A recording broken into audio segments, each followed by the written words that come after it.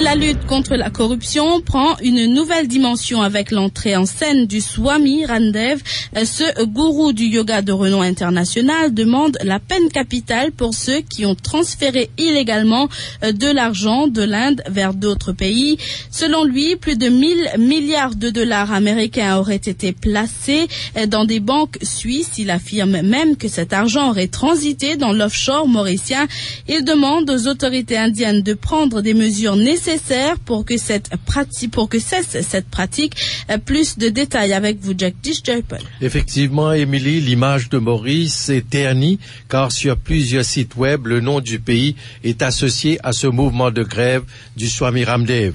Le Swami Ramdev qui part en guerre en effet contre la corruption en Inde.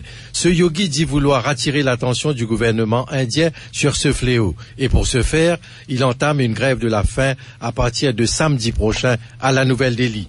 Le Swami Ramdev prévoit que 10 millions de personnes soutiendront son mouvement de protestation aussi longtemps que le gouvernement du Premier ministre Manmohan Singh ne vote une loi anticorruption.